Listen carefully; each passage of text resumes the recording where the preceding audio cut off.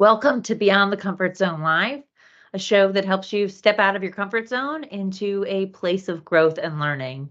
For those of you joining us for the first time, I'm Aviva Leebow, and I'm a Vistage Chair in Atlanta, Georgia.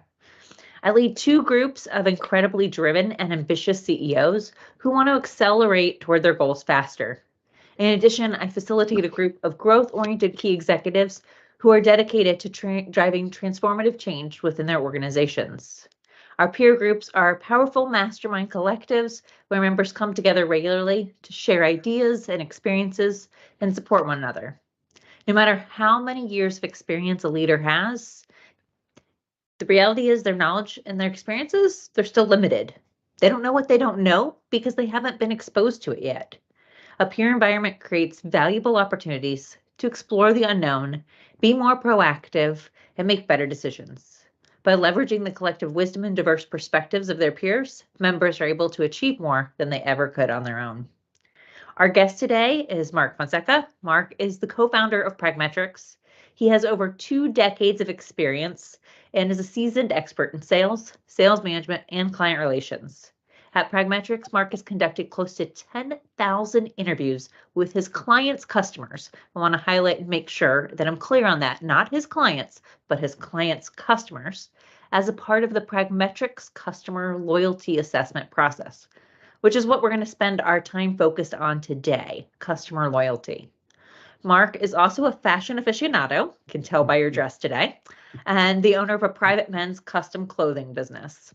I'm excited for Mark to share with us how he gets his clients' customers to open up to him and explain how you can take your business to the next level with a similar process. Without further ado, I'd like to welcome Mark to the show. Mark, thank you for being on Beyond the Comfort Zone. Oh, Aviva, thank you for having me. It's a pleasure to be here. Well, Mark, I spoke you up a lot. I'll talk a little more about Pragmetrics itself towards the end, but we're here talking about customer loyalty, which I'm guessing a lot of my viewers is going, okay, it's important for our customers to be loyal, but how does this impact it? Either happens or it doesn't. So what do you think the top 3 concerns CEOs are having right now regarding customer loyalty and retention, especially in this economic environment? Yeah, well, the process we use is really where the magic happens.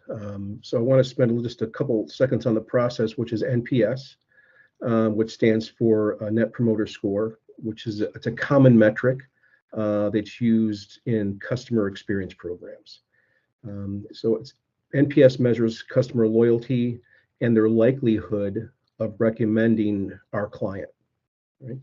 And it's typically seen as the gold standard. It was first developed in 2003 by Bain and Company, and it's now used by millions of people. Chick-fil-A, Harley Davidson, Apple, Southwest Airlines, Costco. There are just, so many companies that use NPS, and it really provides a snapshot of your overall customer experience and how likely customers are to recommend your business and their level of satisfaction with you. So it actually measures the perception based on one simple question, right? How likely, on a scale of 0 to 10, with 0 being not likely and 10 being highly likely, how likely would you be to recommend Pragmetrics to a friend or a colleague? So based on that, whatever score they give you, those numbers, there's so much science behind those numbers, then that's really the process that we use. So to answer your question, the top 3 concerns right now, the biggest one is what's called the perception gap. So it's 80% of CEOs feel that their firms deliver an exceptional customer experience, but only 8% of their customers agree. That is a crazy difference. It is a crazy difference, right? And it is really played out when I call and into our clients' customers. That is still holds true today on January 3rd, 2024. So that's the biggest thing, is really how do you close that perception gap? The second is that from what our clients, what our CEOs that engage us have told us, the second thing is that there may be something internally inside their organization that they're not hearing, because no one wants to give the boss bad news until it's too late. So, typically me being a sales guy, and I've done this, hundreds of times in my career, as a VP of sales or as a sales guy, when you take your CEO out to visit customers, you're always taking them out to visit your best customers. You're not taking them out to visit your problem customers, right? So that's the second thing, that there's something internally that they're not hearing. And the third thing is that they really might not know their customers' pain points like they think they do. And I can tell you from doing close to 10,000 interviews that that is the case. That is a overwhelming gap. So I think what we'll focus on today is, how do you know if you're in the 8% and what do you do if you're not? Before that, though, you hear the term loyalty a lot and you hear the term satisfaction a lot. How do you know the difference? What is it? Right, there's a saying, it was actually coined by a guy named Jeffrey Gitomer, is a friend of mine, and he says that customer satisfaction is worthless, customer loyalty is priceless. And you really, from an NPS standpoint, it really comes down to the numbers. So I'll explain the numbers real quick. So 0 to 6 are what's called, if someone gives me a 0 to 6, when I ask them the likely to recommend question, that means they are a detractor. They're destroying your brand. They're trapped in a bad relationship. They're waiting to get out, and they're not recommending you. So 0 to 6s are really problems, and you're not getting. You're just scratching the surface when it comes to getting their business. 7s and 8s are the satisfied. 7s and 8s are called passives. They're satisfied, but they're not loyal. So if they have an issue, 7s and 8s, if they have an issue that's not, they tell me about the issue and that's not resolved, they're going to go and jump ship. So they're fence sitters, what we like to call them. So that's where your satisfaction comes in. Loyal customers are your 9s and 10s. Those are people that they're going to exhibit 3 behaviors, and they do. The first behavior that they're going to exhibit, the loyal customers, are they're going to continue to do business with you. The second thing is they'll look and want and ask to buy other products and services that you sell because they enjoy doing business with you so much. And the third and most important is that they're going to give you unsolicited word of mouth referrals and grow your business for you and tell people about you without them even having to ask. So that is really the difference between satisfaction and loyalty. And I'll just give you a couple of statistics. So a 5% increase in retention correlates to at least a 25% increase in profit. That's from Bain and Company, right? Loyalty leaders grow revenue 2.5 times faster than their nearest competitor at a lower cost. And then the one that always shocks me is that customers with an emotional relationship with a brand or company have a 306% higher lifetime value. Wow. Those are some startling statistics. Yeah. Now, when I see NPS scores, and we see them everywhere, there's nothing new about NPS. It's usually in the survey format. At the end of an experience, I flew Delta yesterday. I'm sure we'll get an NPS score rating today asking, how did it go? Or drove Enterprise the other day, right? But I don't think you get a lot of information out of those, the traditional NPS. So can you tell me what's different, or why these surveys don't work, even though they're using this magic NPS number? Yeah, I really think Aviva, at least what our customers or clients have told us about the surveys that they use, is really since COVID, a lot of people have survey fatigue. Like you just said, you're absolutely surveyed to death, right?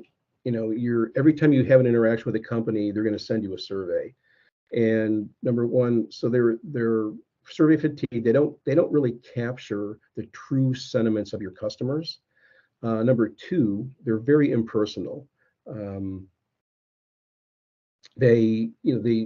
People typically abandon surveys if they're not relevant to them. If you're not asking relevant questions, if you're sending the same survey out to every customer, then they know that it's very impersonal. And everybody's different. Every customer is different. So that's the second. And then really the third, another one is gaming the system. Anytime you tie incentives or metrics, promotions to survey results, people, especially in bigger companies, are always going to game the system. I like using the car dealership, for example. You go to buy a car, and the sales guy says, "Hey, by the way, you're going to get a survey Uh, right? And it would be great if you could give me a 10, right? Well, not only does that happen on that level, but it happens on a larger level too. And people will game the system, and you're not going to get true feedback. And then the most important thing is that not acting on the feedback. A lot of people, basically, we have a saying we advise our clients: if you're not prepared to act on the feedback your customer gives you, don't bother asking them, because the worst thing you can do is ask for feedback and then not act on it, and that really it just it it weakens your relationship. So we really advise the best practice is to share the results of the survey with your clients, and then the steps you're going to take to fix them, and that way your customers will feel valued, and it'll strengthen your relationship with them. Yeah. As I was listening to those, the third one really struck me mostly because, hey, I've just got a couple of those from the travels. But I always think about, if I ever am told about giving you a 10, I know their incentives are tied into it. And you feel terrible if you're the person who wants to tell the company they had a problem, but the individual wasn't the problem. So then you give it a 10 anyway. So you're right. The results are really skewed because I Yeah, never want to give the individual, to hurt their incentive. So I always give it a 10. right. Yeah, and that's where, like JD Power, for example, and since we're on the automobile industry, JD Power is a measurement of satisfaction, but it's not a measurement of loyalty. And satisfaction doesn't correlate with repurchasing. Only loyalty correlates with repurchasing. So then if these surveys don't work, what's the alternative? Um, how to use a third party to make a difference? Yeah, really, that's really where the magic happens. It's the process. It's using an impartial, third party, to call your customers, because there's no agenda, right? The third party has no agenda. They're like Switzerland, right? They don't promote or defend the customer. All they're really looking for is the truth and getting honest. We say in there, the good, bad, and the ugly, right? And a lot of times, customers will feel a lot better, and they're not threatened by a third party, because they'll go and look at the website and realize, yes, this is a true third party. They have no agenda, and they're more open to giving a third party, honest feedback. And also the human interaction, just like you and I are talking right now.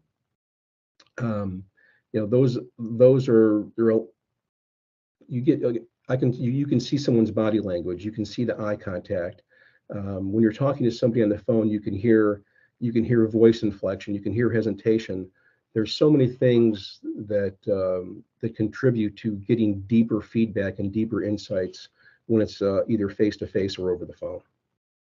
You still find people to be just as open, even though, say, they know I hired you, and so you're associated with me? Yeah, I use the example of my wife at the pool. Okay, she may not tell me that I'm getting love handles or putting on a few pounds, but she'll tell her girlfriend at the pool, right? Or I'll even use the bartender analogy. You go to a bar and you're sitting there drinking, and you start this conversation with the bartender, and you're telling them things you would never tell anybody, right? Because you'll probably never see him again, and he's safe. So it's kind of like the priest in the confessional or the bartender. People, and some people have a gift to really draw people out and make them feel very, very comfortable on the phone. So there have been a lot of times I've heard, well, Mark, I've never told anybody this before. Or you're talking to them and you'll hear a pregnant pause when I ask them a question.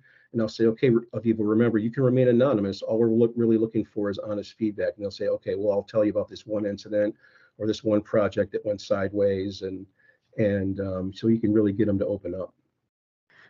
So anonymous sounds like the key word there, because I might be afraid of my name being tied to some feedback I give you. So Correct. when you do these calls and have these interactions, they have the option to be anonymous. Correct. So, yeah, during in the first question I ask is, we've been retained by, Aviva, Wolmer. We have no ties to them whatsoever. All we're looking for is honest feedback. And at the end of the conversation, you can remain anonymous if you want, and we give them that option. Okay, that makes a lot of sense. So tell me a little bit more, because we're kind of jumping into pieces of the process, but I retain someone like you, or I say, I like this idea, so I retain a, neutral third party and ask them to do this. What do they do? What does it look like? Well, that's kind of our secret sauce. So I would say you'd have to hire us to find out exactly how that works. But it's really getting the CEO involved, right? It is, the process essentially is, first of all, you got to find out who you want to call, right? So typically you want to call it's the old 80-20 rule. You want to contact the 20% of your clients that generate 80% of your revenue. So first you have to find out who you want to call, right? You're most important. And then, there's a process for that. Then you want to find out, what questions you want to ask them. What do you want to know? So now not only do you who you want to call, but now what do you really want to know? And a lot of times using the magic of using a third party is that a lot of times the third party will have permission to ask questions that you would really love to ask, but you know that you're not going to get the truth from your customer, because a lot of customers feel that there's still an agenda.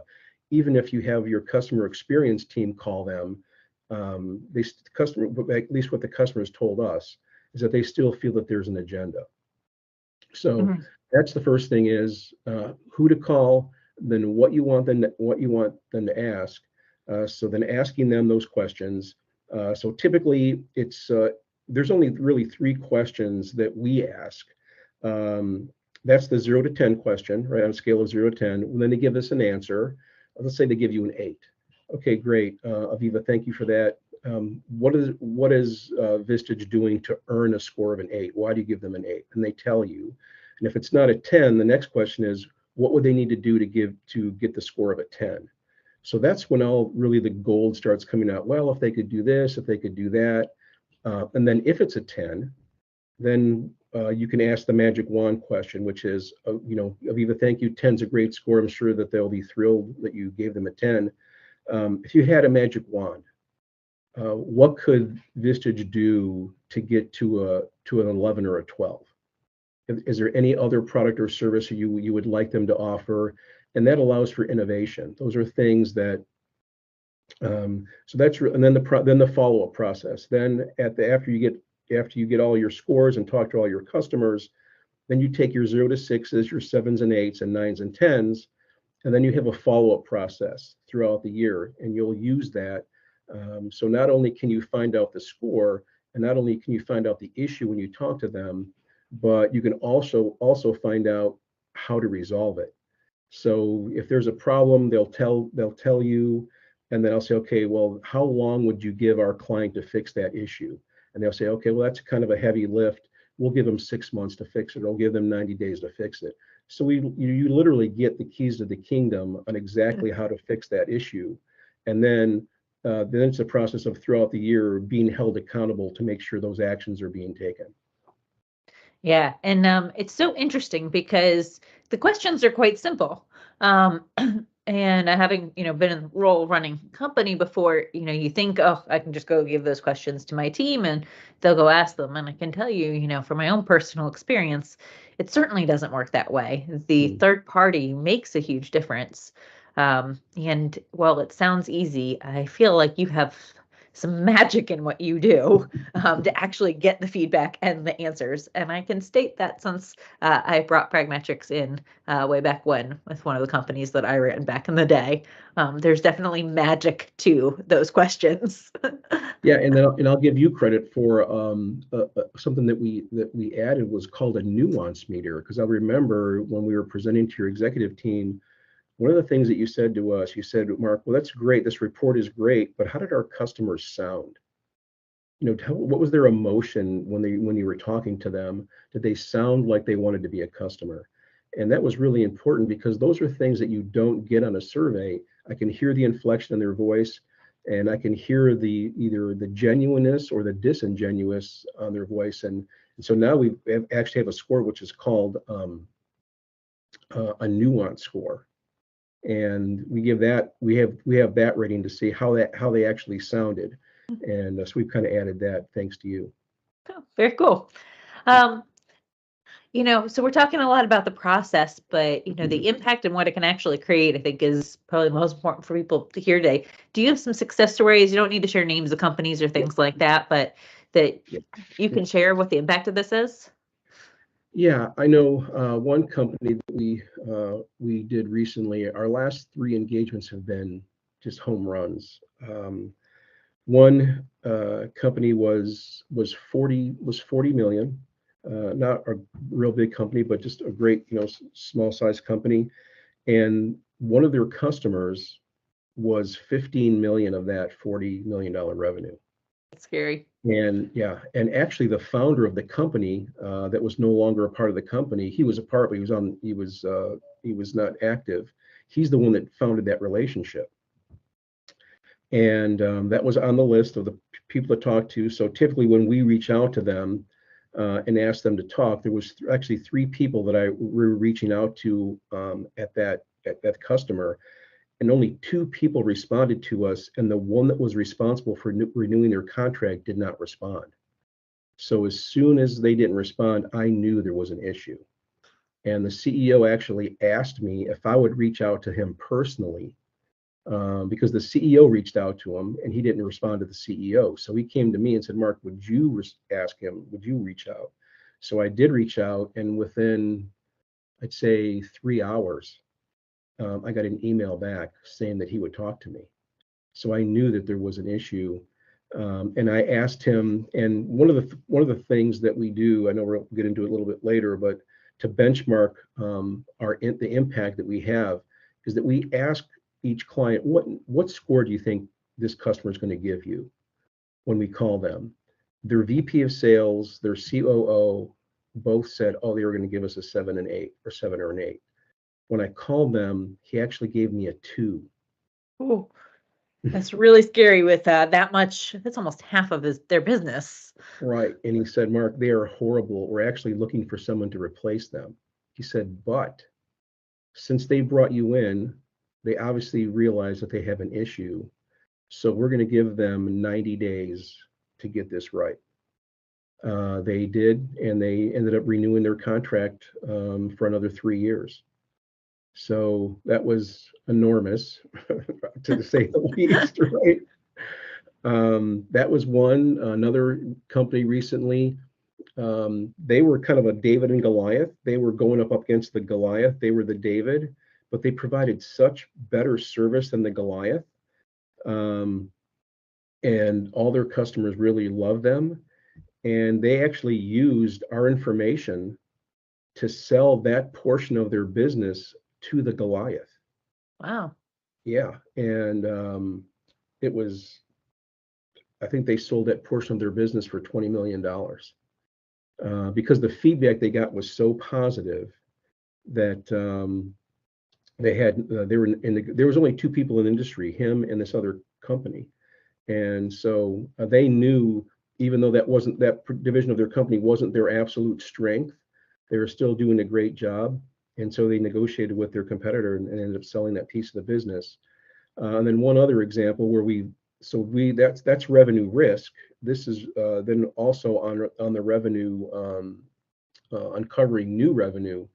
We were doing some work for a consulting company, and we called, one of their customers was NCR, and we uncovered a $2 million opportunity that they were putting out to bid because they didn't know our client provided a certain service. And I said, oh, well, they provide this service. This is something that they do. And they were like, oh, wow, well, we'd love to talk to them about it. So there's all across the board. We'll either uncover revenue risk, or a lot of times we'll uncover new revenue opportunities. That's incredible. I mean, it seems like either way, the impact can be really significant. I mean, your first example, we can't get much better than that. That would have been a disaster had they lost that client. Yeah, it really would have. But the great thing about your relationship is that you really find out how loyal your customers are, because another benefit of loyalty versus satisfaction is people give you a lot more grace when you make a mistake. You have a much longer runway to make up for your mistakes when you have really loyal clients, versus satisfied clients. Yeah, makes sense. So you're not gonna be able to answer this next question perfectly because I don't think you can do all that data in your head. But Okay. initially, you gave a statistic earlier about this 8% perception gap, Mhm. right? Like most companies think they're here, and like 8% Yeah. are, only 8% are actually there. From Right. your experience, is that number accurate? How often are you talking to companies and they think their clients are in love with them and their clients are completely dissatisfied? Honestly, this is going to be shocking, but I would say 98% of the time. You're in our experience, every time we do an engagement, we uncover things that our clients just have no idea. It's shocking to me, the information that we get. So I would say 9 out of 10 times, we uncover something that's either catastrophic or revolutionary. And and it's like no other. It's like no other any other relationship, right? Whether it's your spouse or your girlfriend or your best friend, it's all about communication and letting people know that they're valued, that you care about them, and that you're communicating with them. Um, it's yeah. You know, I had what I'll share one real quick story with you that. So my clothing business, I went to a client, it's a Vistage CEO, and they had their biggest client was a clothing client of mine. Mhm. Okay, and I knew him very well, and so I just happened to call him and I said, "Hey, I'm getting ready to, through my other business, I'm getting ready to talk to this company. I understand that they do work for you. On a scale of 0 to 10, what score would you give them?" And he said, "Mark, I would give him a 6." He said, "We're going to be canceling our contract at the end of the year." Okay. So I'm like, wow. So I went in, talked to these guys, the VP of sales, their, CMO and the CEO. And I asked them, I said, this customer right here on your website, I said, what score would they give you, 0 to 10? And they all three, within like a nanosecond, they all said, oh, they'd give us a 10. They love us. It's it's scary. I mean, Right. really, really scary if you can Yeah. have that much of a perception gap between what your clients think of you and what you think they think of you. Yeah. It really is. And that's how we started the company. I mean, we started the company by my former business partner, Mike McCarthy. He was blindsided by his largest account. And that's really kind of what led us to start the company. He was an ex-GE guy, and he bought the book, The Net Promoter System. He read the book. He said, "Mark, we were in the same Vistage group." He said, "Mark, I trust you to call my clients. I want you to do this for me."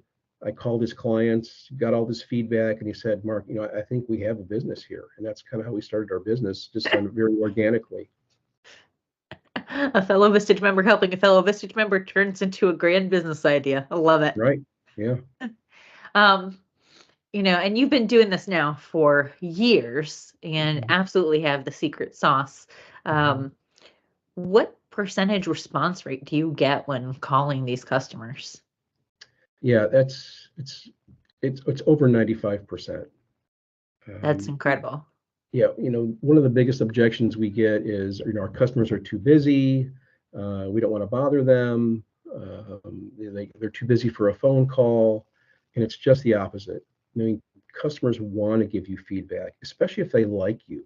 They want to get, and even if they don't like you, even if they don't like your product and service, but they like you, they still want to give you feedback, and they are so thrilled when you ask them to give you feedback. It's like anything, it's like anything else. But yeah, we have an over 95% response rate, excuse me, versus, at best maybe 20% or 25% response rate on the high end for a survey. Yeah, and that's a fabulous statistic. I want to just parallel, you know, this to something else I talk about often, which is feedback. I think people crave it, and I think people are so scared to give it or to ask for it, Mhm.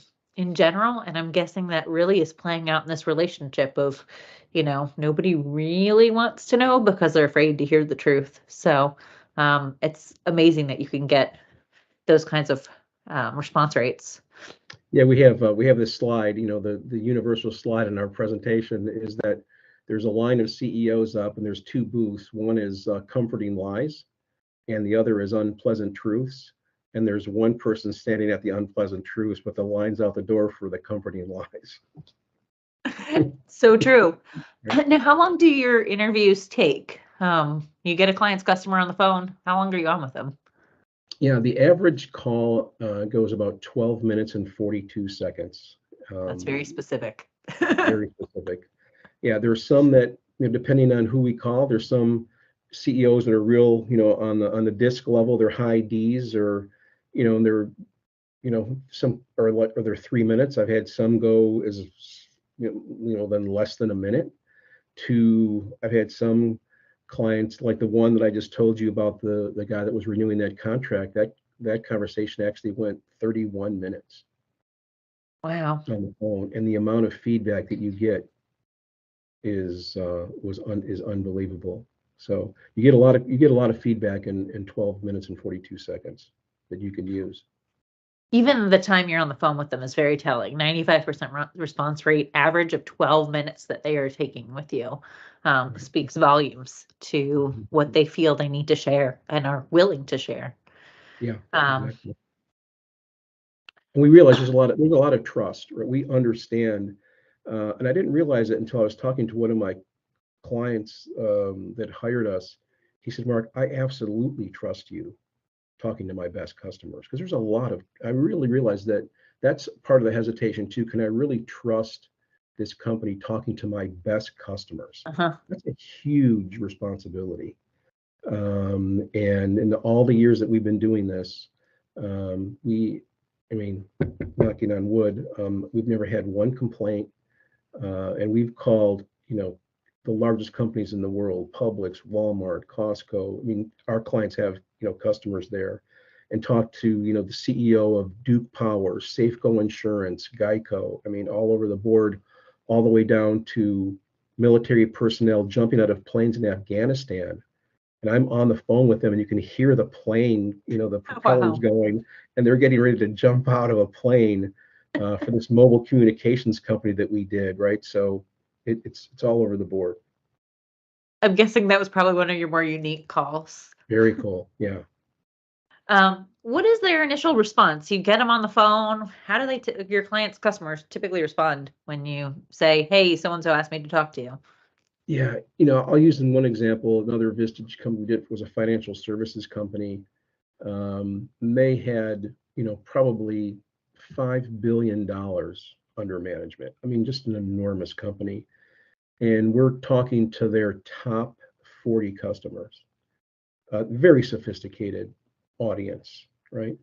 And the way that we set up the calls, his customers actually had notes prepared for me because we set up a call. Okay, we're going to call you at 10 o'clock. Their phone rings, at 9:59:59. And when I'm talking to these people, they actually have notes ready, for us. They're prepared to take that phone call, and they're very, very receptive. I think a lot of times, you know, our clients or the CEOs that we talk to, like you just said, they don't, you know, they use the smoke screen of, oh, our customers are too busy for, I'm really afraid to find out what my customers are really thinking, right? So they'll use those objections, but when we actually the CEOs that are brave enough to do that and really want to know what's going on inside their organization, they're just thrilled with the feedback we give them. Well, I want to give you an opportunity to share how people can get in touch with you, because I'm sure there's some people listening right now who are going, how do I get that magic? I want to know if my customer's about to leave me or what I can do to expand my business with them. So Mark, how do people get in touch with you if they want to? Yeah, my email is mark@pragmetrics, pragmetrix.com. They can call me on my cell phone. It's 404-983-4121. So either way, they can reach out to me. Go to our website, pragmetrics.com. Click on that. So reach out to you. Awesome. Well, you have Mark's contact info, including his cell phone now. So feel free to reach out with questions or to learn more about Pragmetrics or customer loyalty. Mark, I got to ask you one last question that I ask all my guests. Has nothing to do with customer loyalty, but is a perfect question, being that it's the brand new year. What is something out of your comfort zone that you have never done before? Wow. You're talking to a risk taker. So, well, that's a great question, Aviva.